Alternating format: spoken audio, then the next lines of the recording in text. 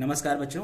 जैसा कि आप सब जानते हैं कि सीबीएसई की टर्म 1 10th क्लास की परीक्षाएं शुरू हो गई हैं और इस बार आपको ओएमआर शीट भरनी है। तो ओएमआर शीट का ये जो पत्रक हमारे सामने है, इसको आप देख लीजिए ताकि आपको परीक्षा में भरने में आसानी हो। 17/11 का ये सीबीएसई का लेटर है। डॉक्टर श्री संयम भारद्वाज जी के इसमें नीचे हस्ताक्षर हैं। ये देखिए सीबीएसई का, यहाँ देखिए, और इसको मैं थोड़ा सा आपको गाइड कर रहा हूँ ताकि आपको आसानी रहे। इसमें देखिए पहले तो आपको क्वेश्चंस रहेंगे, ये क्वेश्चंस हैं और ये 4 रिस्पॉन्स हैं, 1 2 3 4, ए बी सी डी। ठीक है, पहला वाला ए है, दूसरा बी सी डी। तो इसमें आपको सर्किल करना है जो भी आंसर है। पहले क्वेश्चन का मान लो आंसर ए है तो आपने ए को सर्किल कर दिया और यहाँ जो बॉक्स दिया है इस बॉक्स में आपको लिखना भी है ए। देखिए आगे लिखा है व्हाट इवेल्यूएटर विल कंसीडर कि करेक्ट मेथड। ये जो आपने किया है ये करेक्ट मेथड है, ठीक है।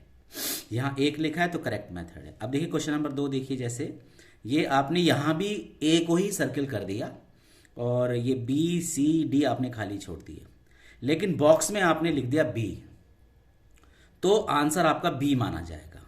Answer will be considered as B, B माना जाएगा। यहाँ आपने जो भरा है वो नहीं, लेकिन जो यहाँ बॉक्स में आपने बी लिखा है तो आपका आंसर बी माना जाएगा। आगे देखते हैं ये वाला, इसमें भी आपने ए कर दिया, लेकिन ये हैश के नीचे जो है इसमें भी आपने इसको कर दिया। ये है नॉट अटेम्प्टेड वाला कॉलम है ये वाला, तो यहाँ भी कर दिया आपने मान लीजिए और यहाँ भी इसमें भी कर दिया, तो answer will not be evaluated, इसको आपका आंकलन नहीं होगा। ठीक है। क्वेश्चन नंबर 4 देखिए, जैसे ये आपने इसमें ए पे सर्किल कर दिया और इस पे 3 पे कांटा लगा दिया, लेकिन बॉक्स में आपने सी लिख दिया, तो answer will be considered as C, तो सी आपका आंसर माना जाएगा। तो मुख्य रूप से क्या है कि ये आपको जो आप आंसर भर रहे हैं ए बी सी डी में से वो आपको इस बॉक्स में लिखना है और वही आपका कंसिडर हो रहा है। ये देखिए, अब मान लीजिए 5 पर चलते हैं। आपने यहाँ पे क्रॉस लगा दिया, ये कर दिया, फिर क्रॉस क्रॉस कर दिया, लेकिन यहाँ आपने डी लिख दिया इस बॉक्स के अंदर, तो answer will be considered as D, तो डी ही आपका आंसर माना जाएगा कि आपने डी आंसर अटेम्प्ट किया है। इस क्वेश्चन का आंसर जो है डी है। ठीक है। वैसे ऐसे आपको करना ही नहीं है, करेक्ट मेथड तो सर्किल ही करना है ना। ब्लैक पेन से आपको पूरा एन सर्किल करना है, डार्क एन करना है।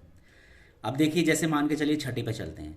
छठे पे आपने इसमें यहाँ ऐसे छोटा सा लगा दिया और इसमें टिक कर दिया, 2 खाली छोड़ दिए और यहाँ बॉक्स के अंदर आपने ए लिख दिया, तो answer will be considered as A. A यहाँ पे ये जो आपने लिखा आंसर माना जाएगा।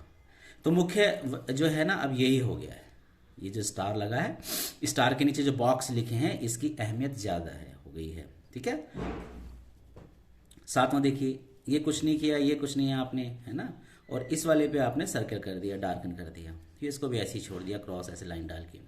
बॉक्स में आपने लिख दिया सी, तो answer will be considered as, सही पहचान लिया बच्चों ने, सी, क्योंकि जो बॉक्स में आपने लिखा है वो कंसीडर हो रहा है। 8वें में देखिए, यहाँ भी आपने ये कर दिया, 2 खाली छोड़ दिए और यहाँ बॉक्स में बी लिख दिया, तो answer will be considered as B. B वाला जो आपने बॉक्स में लिखा वही माना जा रहा है। तो इसका मतलब अभी तक हमने ये समझा 9 तक कि जो हम यहाँ लिख रहे हैं ए बी सी डी में से वही कंसीडर हो रहा है। आगे चलते हैं 10वां देखिए, ये 2 खाली छोड़ दिए, इस पर टिक लगा दिया, इस पर खाली छोड़ दिया, इस पर सर्किल कर दिया आपने और यहाँ सी लिख दिया बॉक्स में, तो answer will be considered as C, तो सी ही हमें आंसर माना जा रहा है। ठीक है। तो यहाँ पे जो भी आपका करेक्ट आंसर है इस बॉक्स में आपको लिखना अत्यावश्यक है। 11वां देखते हैं, ये खाली, ये खाली, ये खाली छोड़ दिया आपने, इसमें आपने थोड़ा सा निशान लगाया और यहाँ डी लिख दिया, तो answer will be considered as D, तो डी ही आपका माना जाएगा क्योंकि यहाँ पे आपने बॉक्स में डी लिखा है और यहाँ भी हल्का सा डी लगा है, तो बॉक्स में आपने क्या लिखा है, डी। 12वां देखते हैं, यहाँ पे आपने सर्किल किया, क्रॉस लगा दिया, ये खाली छोड़ दिया और ए आपने इसमें लिख दिया। ठीक है। Answer will be considered as A, तो इसको मत मानिएगा कि ये मेरे से कांटा लग गया है कि इसको कहीं वो रीड तो नहीं होगा, लेकिन ये आपने सर्किल किया और यहाँ ए लिखा है तो ए ही माना जाएगा आंसर। ठीक है। इसमें लेने की आवश्यकता नहीं है, लोड लेना कि भाई मुझे यहाँ पे मैंने कट्टा लगा दिया कहीं इसको रीड ना कर ले, कोई बात नहीं। यहाँ जो आपने लिखा है ए, तो answer will be considered as A माना जाएगा। ठीक है। और इसके नीचे चलते हैं, ये देखिए इसके नीचे 13वां देखिए, ये खाली छोड़ा, ये खाली छोड़ा, इसमें हल्का सा निशान लगा दिया, ये भी खाली छोड़ दिया और सी अपने बॉक्स में लिख दिया। यहाँ बॉक्स में, तो क्या आंसर है? Answer will be considered as C. C आपका आंसर है। 14 देखिए, इस पर हल्का सा निशान लगा दिया, दोनों खाली छोड़ दिए, इस पर भी आपने जो है सर्कल कर दिया, यहाँ डी लिख दिया बॉक्स में, तो answer will be considered as D. तो जो हम बॉक्स में लिख रहे हैं वो कंसिडर हो रहा है। ये खाली इस पर क्रॉस लगा दिया, ये भी खाली छोड़ दिया, और सी हमने यहाँ लिख दिया। आप ये सोच रहे हैं कि भाई ये मैंने पहले जो है आंसर दिया, उसको मैंने क्रॉस कर दिया, ये भी आंसर नहीं है, लेकिन यहाँ पे आपने सी लिख दिया है बॉक्स के अंदर, तो answer will be considered as D, तो सी, तो आपका सी ही आंसर है जो आपने यहाँ लिखा है, बेशक इसको आपने क्रॉस कर दिया है। ये देखिए मोस्ट इंपॉर्टेंट, ये भी खाली छोड़ दिया, ये भी खाली छोड़ दिया, ये भी खाली छोड़ दिया, ये भी खाली छोड़ दिया, यहाँ आपने बी लिख दिया है, तो answer will be considered as B, तो बी ही आपका आंसर है। लेकिन ऐसा आपको नहीं करना, आपको तो सर्किल करना है जो आपको आंसर आता है, और वही जो आपने सर्किल किया है वही आपको बॉक्स में लिखना है। क्लियर होगी? तो ये आपने सारे खाली छोड़ दिए, तो ये जो है असिस्टेंट जो सुपरिटेंडेंट उनका काम है, वो देखेंगे इसको। Must you check the exam room, ठीक है, सारी आपने खाली छोड़ दिए हैं। तो वैसे सारे आपको खाली छोड़नी नहीं है, जो आपका आंसर है वो आंसर इसमें सर्किल करना है और यहाँ पे वही लिखना है। अब ये देखिए, ये मोस्ट इंपॉर्टेंट है, ये भी खाली, ये भी खाली, ये भी खाली, ये भी खाली, बॉक्स में भी आपने कुछ नहीं लिखा, और यहाँ जो ये हैश के नीचे आ रहा है, ये हैश वाला कॉलम है, ये देखिए दोबारा फिर से दिखाता हूँ, ये आगे हैश वाला कॉलम है, ये ऊपर हैश बना हुआ है ना, ये हैश बना हुआ है, ये वाला कॉलम है हैश वाला, और इसके अंदर आपने जो है सर्कल कर दिया, तो इसका मतलब है question will be considered as not attempted. ठीक है, एक बात यहाँ पे समझ में आती है कि मान के चलिए 50 क्वेश्चन आए हैं और आपको 45 अटेम्प्ट करने हैं, तो जो 5 आप छोड़ेंगे उनके अंदर ये हैश वाले के अंदर आप ये कर दीजिए कि ये मैंने अटेम्प्ट नहीं किया। ठीक है, एक बार फिर से बताता हूँ, देखिए, it is further inform that the student are instructed to attempt 45 question out of 50 some subject and 50 all responses has been marked responded by the candidate without darkening 5 question in the circle given under the mark hash। इसके अंदर आपने hash नहीं किया और आपने 5 attempt कर दिए, तो which is meant for the question not attempted only first 45 questions will be evaluated. तो पहले 45 जो सही है वो माने जाएंगे, ये नहीं कि जो है जो सही आपके आंसर उसमें से चुन लिए जाएंगे, नहीं, 45 जो फर्स्ट 45 हैं, पहले 45 वो माने जाएंगे। तो इसका मतलब ये है कि जो आप अटेम्प्ट नहीं कर रहे हैं उसको यहाँ पे इस वाले हैश वाले के अंदर मान लीजिए।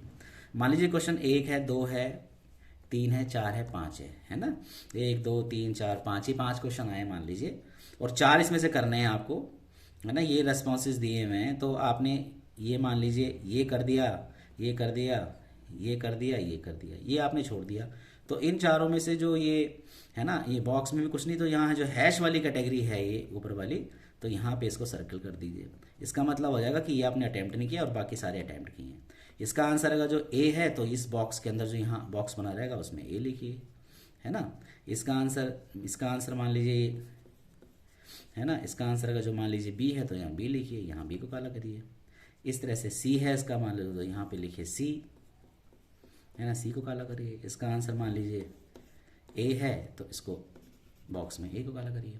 ठीक है, तो ये है जो आप छोड़ेंगे उसको यहाँ लिखेंगे और सर्किल करना है। सबसे इंपॉर्टेंट बात जो है वो ये है कि ए जो बॉक्स लिखा है ए बी सी डी ये कंसीडर हो रहा है, इसमें ए बी सी डी आपको आवश्यक लिखना है। ठीक है, ये अति आवश्यक है। ए बी सी डी ये जो बॉक्स दिया है उसमें आप जो है जो लिखेंगे वही यहाँ पर देखिए कंसीडर हो रहा है। ये देख रहे हैं आप, क्रॉस कर दिया लेकिन यहाँ सी लिख दिया तो सी यहाँ पे कंसीडर हुआ, डी लिख दिया इसमें तो डी ही कंसीडर हुआ। ठीक है, और एक इसका एक बहुत अच्छा उदाहरण यहाँ पीछे दिया हुआ है, ये वाला, सारे खाली छोड़ दिए लेकिन यहाँ भी लिख दिया है तो answer will be considered as B, तो बी कंसीडर। तो इस बॉक्स में आपको आवश्यक लिखना है।